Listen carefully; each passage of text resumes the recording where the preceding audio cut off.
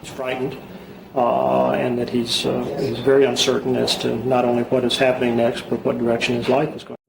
Case 1. The Inheritance. Christy Kozlow, Fort Worth, Texas, 1992. The call came before dawn. A couple attacked in their bedroom. The husband barely conscious. The wife already gone. Fort Worth detectives arrived at the Kozlow home to what looked, at first, like a violent break-in. Signs of forced entry. Valuables missing. 2 armed intruders. In, out, and gone before anyone could scream. But something didn't sit right. The staging felt rehearsed. The missing items seemed carefully chosen. And the couple's 17-year-old daughter, Christy Kozlow, wasn't crying. She wasn't even shaking. This is Truth and Evidence. Crime Cases. If you're new here, welcome. Subscribe to Truth and Evidence, Crime Cases, and hit the notification bell. New cases every week. Who was Christy Kozlow? Born in 1975 into a wealthy Fort Worth household, Christy had grown up comfortable. Private schools, designer clothes, the kind of upbringing most teenagers only see on television. But comfort, it turned out, wasn't enough. Christy had her eyes on the full inheritance, a fortune she believed exceeded $1 million. And she didn't want to wait for it. She wanted it now. The plan, prosecutors would later argue, was simple and cold. Eliminate her stepmother Karen, and if her father Jack didn't survive the attack either, Christy would inherit everything. She recruited her boyfriend, Brian Salter, and his associate, Jeffrey Dillingham. The payment? Cash, jewelry, and her father's car. In the early hours of March 12th, Salter and Dillingham entered the Kozlow home while Jack and Karen slept. The attack was relentless. Karen Kozlow, 40 years old, was beaten with a hammer and died in her own bedroom. Jack was struck repeatedly, left for dead on the floor, drifting in and out of consciousness as the men walked away. He survived. And that survival would unravel everything. As Jack Kozlow recovered, he told investigators what little he remembered. He couldn't name the attackers, but he was certain. This was no random crime. Detectives had already reached the same conclusion. The break-in looked staged, the chosen valuables were too specific, and Christy's behavior was raising flags with everyone around her. She didn't grieve. She didn't break down. Behind closed doors, witnesses later told police, she had begun boasting about her role in the plot. That's when things took a darker turn for the investigation. And for Christy, police connected the dots. Christy, Salter, and Dillingham were arrested. Fort Worth woke up to the story on the front page of every paper in Texas. In court, prosecutors described Christy as calculating, remorseless, and willing to weaponize others to protect her own hands. Witnesses described her smirking during testimony. No tears for Karen. No visible concern for the father she had left for dead. The verdicts were severe. Jeffrey Dillingham, executed by lethal injection in 2000. Brian Salter, sentenced to life. Christy Kozlow, convicted of capital murder in 1994, life in prison. Today, she is in her 50s, housed at the Hobby Unit in Texas. More than 30 years behind bars, and still there. Jack Kozlow survived the attack, but carried those scars until the end of his life. The night his daughter sent men to kill him was a night Fort Worth never forgot.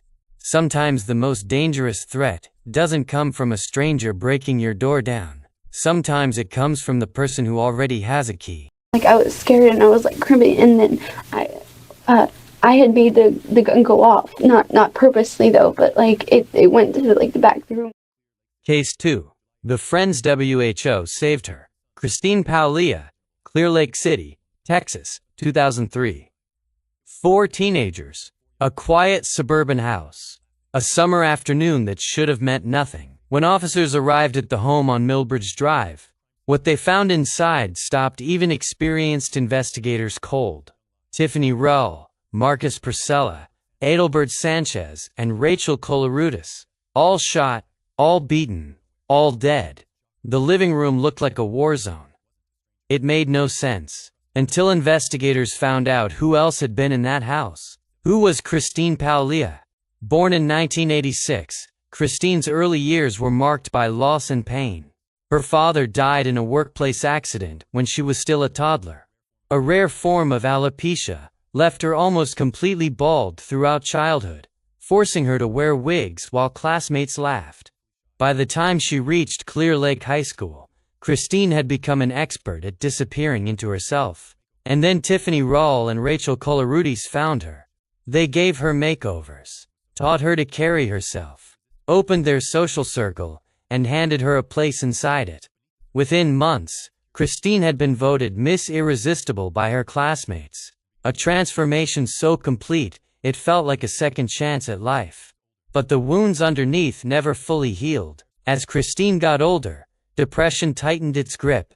She fell into a relationship with Christopher Snyder, older, controlling, increasingly dangerous. Drugs became a daily reality. The friends who had once pulled her from the dark were slowly edged out by someone who was pulling her deeper in.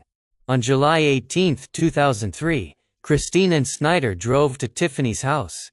The official motive would be described as a drug-related robbery, but those who studied the case saw something beneath the surface: jealousy, isolation, and the desperate rage of someone who had never forgiven herself for needing help in the first place. Christine and Snyder opened fire at close range. When the guns jammed, they used the weapons as clubs. Not one of the 4 people in that room survived, including Rachel Colarutis, the girl who had once given Christine a reason to smile, who, witnesses said, asked why with her last breath. For 3 years, Christine vanished. She changed her appearance, married another man, tried to build a life elsewhere. In 2006, an anonymous tip brought police to her door.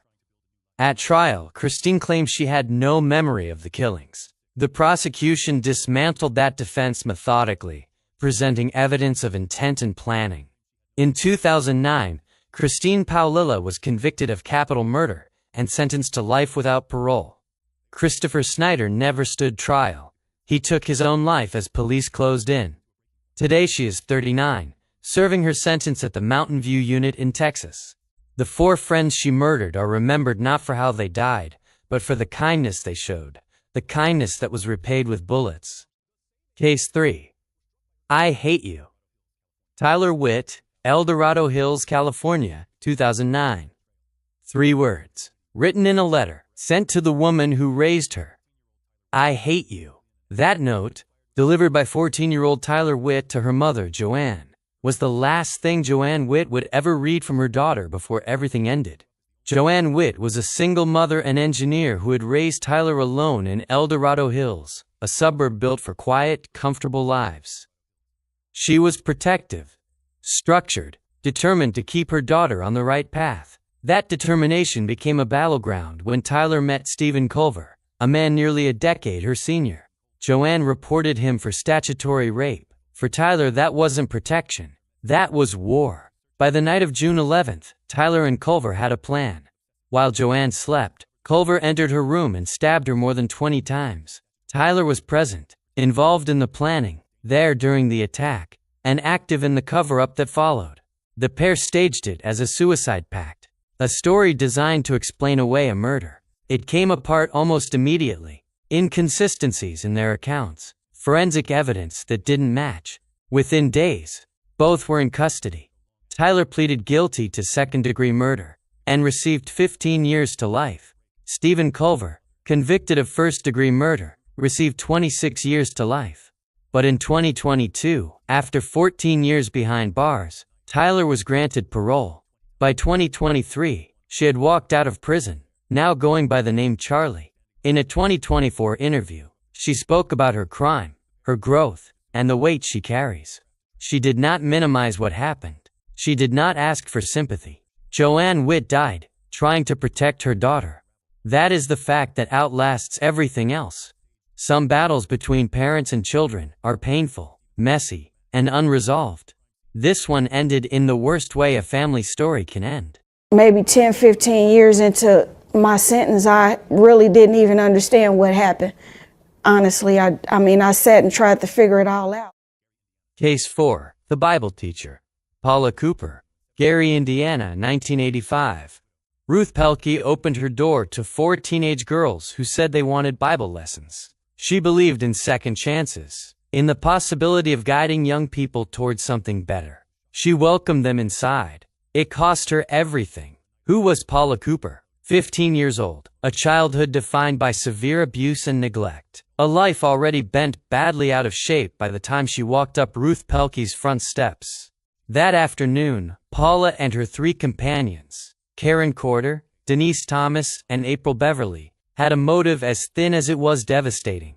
$10, a set of car keys, enough for a night of arcade games. Ruth was stabbed 33 times and beaten with a vase. As she died, witnesses later recalled, she prayed aloud for the girls who were killing her. Paula Cooper pleaded guilty, and in 1986 was sentenced to death, the youngest person on death row in the United States at 16 years old. The sentence triggered an international firestorm. Human rights organizations, anti-death penalty advocates, and eventually Pope John Paul II himself wrote on her behalf. In 1989, Indiana's Supreme Court commuted her sentence to 60 years, citing her age and the abuse she had suffered throughout her childhood. Behind bars, Cooper earned a college degree. She tutored other inmates. She became a face in the national debate over juvenile justice. In 2013, she was released after 28 years. 2 years later, she was gone, unable to find footing in a world that had moved without her. She died by suicide in 2015. Ruth Pelkey's grandson, Bill Pelkey, made headlines when he publicly forgave Paula Cooper for his grandmother's murder. He went on to campaign against the death penalty, speaking at events around the world. He said forgiveness was not about forgetting. It was about refusing to be defined by hate. In a story of almost total darkness, Bill Pelkey's choice remains one of the most powerful things a human being can do. Case 5. The Children Paid. Monique Maestas, Mesquite, Nevada, 2003. A drug deal gone wrong. A grudge. 2 siblings who decided the best way to settle it was to hurt the people who couldn't fight back.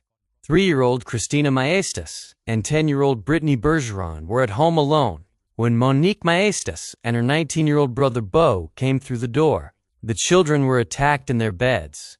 Christina did not survive.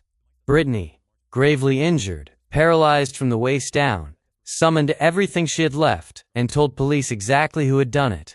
Who was Monique Maestas? Born in 1986, Monique grew up surrounded by instability and petty crime. By her mid-teens, she was already known to law enforcement. Her older brother Beau moved in the same circles. The motive was a perceived shortchange and a drug transaction with a local couple. Rather than confront the adults, the siblings chose to target the children instead. There is no framing that makes this make sense. Prosecutors made no attempt to find one. Brittany's testimony in court, "They took my sister away from me," became the center of the trial. A 10-year-old's words, delivered from a wheelchair, damning and unshakable. In 2006, Monique Maestas pleaded guilty to first-degree murder and attempted murder. She was sentenced to 2 consecutive life terms, with parole eligibility after 47 years. Beau received life with no parole. Monique's earliest chance at parole comes around 2050. She will have spent the vast majority of her life in a Nevada state prison. 3-year-old Christina never got the chance to grow up. The smallest victims always carry the heaviest weight in cases like these.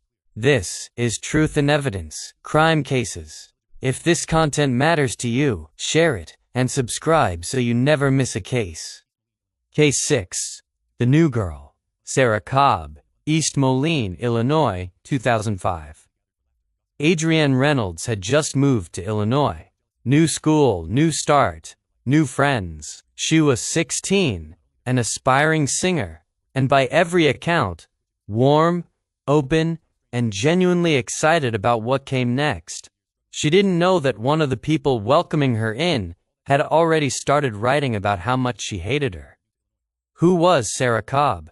Born in 1988, Sarah had struggled for years to find her footing socially. When Adrienne arrived and began making friends effortlessly, including Sarah's friend Corey Gregory, that struggle became a fixation. In her private journals, Sarah documented her resentment in detail. The entries grew darker over weeks, the hatred more specific, the plan more deliberate. On January 21st, Sarah and Corey lured Adrienne to a Taco Bell parking lot under false pretenses.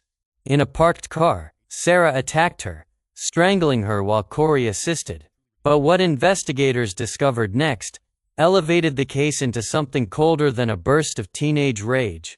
The two transported Adrienne's body to a remote location, attempted to burn her remains, then dismembered them, and scattered the parts across two separate sites. This wasn't panic. This was a plan. Corey Gregory eventually confessed, providing investigators with the details they needed to recover Adrienne's remains and build their case. In court, Sarah showed no remorse. Witnesses described her smiling, as prosecutors detailed the final moments of Adrienne's life. In 2006, Sarah Cobb was convicted of first-degree murder and concealment of a homicide. She was sentenced to 53 years in prison. In 2023, an Illinois appellate court ruled that her crimes were too severe to warrant resentencing under juvenile justice reform guidelines. Her earliest possible release is projected around 2058. She is currently at Logan Correctional Center in Illinois. Adrienne Reynolds came to Illinois looking for a fresh start. She found friends. She found kindness. She trusted the wrong person. Case 7. Nevada Tan. Natsumi Tsuji, Sasebo, Japan, 2004. She had an IQ of 143. She was 11 years old. And she had just come back from an empty classroom covered in her classmates' blood. Japan had never seen anything quite like the Sasebo Elementary School murder. Who was Natsumi Tsuji? Brilliant, reserved, and deeply isolated. Natsumi had spent most of her childhood disappearing into manga, the internet, and increasingly disturbing online content. Her teachers saw her grades. They missed everything else. Satomi Mitarai was her classmate, cheerful, outgoing, well-liked. The two had bonded online, until a minor argument changed everything. Satomi had called Natsumi goofy and pretentious on her personal website. That was the motive. Natsumi invited Satomi to an empty classroom during lunch, promising a game. Once inside, she blindfolded her classmate, then used a box cutter she had brought from home. Satomi Mitarai bled to death in the corner of that classroom. Natsumi returned to class, sat down, and said nothing. When teachers noticed the blood on her uniform, she confessed immediately, calmly, without visible emotion. "I would like to apologize," she said. A photograph of Natsumi taken days before the murder spread rapidly across global online communities. She was wearing a blue sweatshirt, a detail that earned her the nickname Nevada Tan in online forums. Fan art appeared, memes, conspiracy threads. The internet turned a murdered 12-year-old story into a cultural moment built around her killer. The Mitarai family watched the world fixate on the girl who had killed their daughter. Under Japan's juvenile law, Natsumi was too young for adult prosecution. She was placed in a reformatory for psychiatric evaluation and treatment. Around the age of 18 or 20, she was quietly released under a new identity. Her current whereabouts are unknown. Japan's privacy protections keep it that way. Satomi Mitarai is remembered by those who knew her as a cheerful, trusting girl, not as a footnote in the story of the person who killed her. That's how it should be. 7 cases, 7 communities left with questions that don't fully resolve. What they share isn't geography or age or method. What they share is proximity. In every single one, the person responsible was already inside, already trusted, already known, already given access. The lesson isn't paranoia. It's attention. The warning signs were almost always there.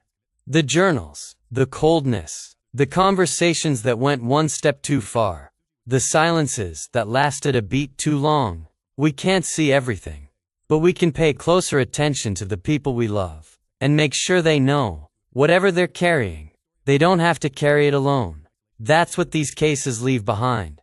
Not just the names of victims, but the question, what could have changed the ending? I'm your host, and this has been Truth and Evidence, Crime Cases. If this episode stayed with you, share it with someone. Subscribe if you haven't already. And leave a comment. Which of these cases hit hardest? There's always another story. We'll see you next time.